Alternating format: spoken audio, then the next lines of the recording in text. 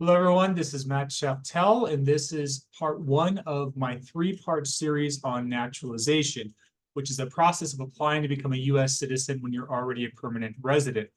Once you become a permanent resident, you have the right to apply for citizenship and become a citizen if you meet certain requirements. So the three-part series, first, I'm going to talk about all the great benefits to becoming a U.S. citizen. In my second video series, I'm going to talk about why being a permanent resident is not always permanent, which is basically another argument, and one of the arguments I'm going to talk about for becoming a U.S. citizen.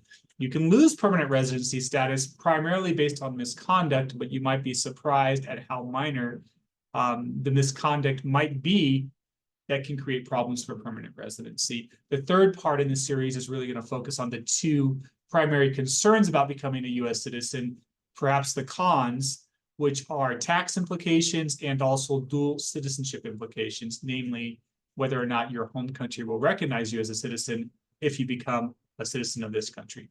So let me start with the 10 great reasons to become a U.S. citizen. Let me go through 1 through 10 here. Let me just look at my list.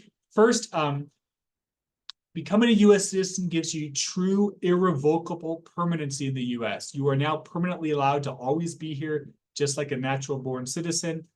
They could basically never take it away. The one exception being if they thought you lied when you became a citizen or there was fraud in that application. But even that's limited. So it gives you true permanency, which is really important. And again, you'll want to look at my second video about how permanent resident status can be attacked. Second, it gives you the ability to sponsor many more family members. Once you become a U.S. citizen, your minor children, your spouse, and your parents become what are called immediate relatives, which is the most privileged category of relatives that you can sponsor. There's not any additional wait times beyond processing times. There's no limits on these categories. In contrast, when you're a permanent resident, you can apply for your children, your spouse. You cannot apply for your parents, however. But even those categories can have wait times. Additionally, U.S. citizens can also sponsor their siblings and their entire families, though it's quite a long wait. You can still sponsor more distant family relationships, which is a great benefit to becoming a U.S. citizen. Third, U.S. citizens can live overseas as long as you like. Part of being a permanent resident means you have to reside in the U.S. primarily. In contrast, a U.S. citizen like myself, I can live abroad as long as I want. They still can't take away my U.S. Citizenship. However, you still have to file your taxes every year. So that's a key thing when you become a U.S. citizen. And for some people, it could be the one con to becoming a U.S. citizen. Of course, you have the right to vote, which is really important to a lot of people, particularly if you're coming from a country that maybe didn't have a democratic system or a system where you could elect your own leaders. That is a privilege and a great right that a lot of natural-born citizens don't even value as much as we probably should. But that's really important to a lot of new immigrants. So that's a big con. Of course, you also may get called for jury service, which a lot of people don't like. But, you know, there are ways to often avoid that ethically. Though many people may want to serve on a jury, I'd actually highly recommend it because it really makes you understand our justice system. Next, there's a number of U.S. jobs or federal jobs, including being a USCIS officer. Great jobs. Both my siblings work for the federal government for different departments. And you can only often do that if you're a U.S. citizen. So it opens up additional job opportunities. Many USCIS officers were actually former immigrants themselves because I think they appreciate and understand the process and they're excited to be part of that process for others. Certain educational benefits, loans, scholarships are only available to U.S. citizens. So if you're of age where you're still going to school, college, continuing education, that's a key concern. Next, your children.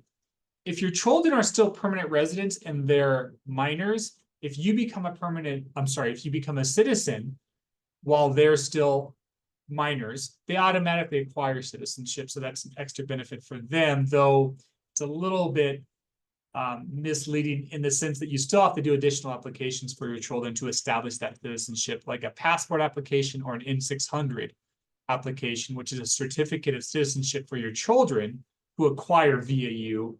And ironically, that application is quite expensive. It's almost as expensive or actually more so than a parent naturalizing.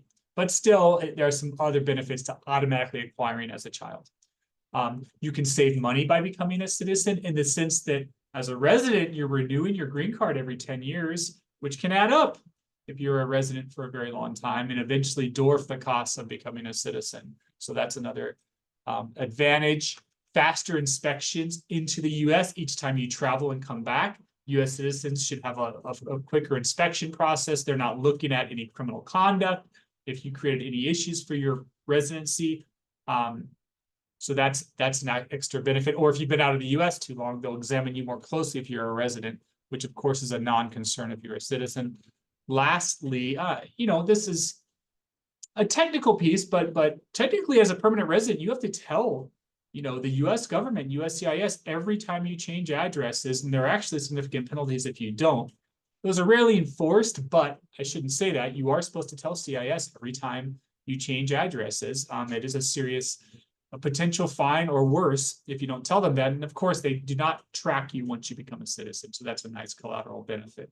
So those are the 10 great benefits to naturalizing, becoming a US citizen, why I recommend it. The next two videos will explore a couple other components to naturalizing as I discussed in the start. So stay tuned for those videos. Thank you very much.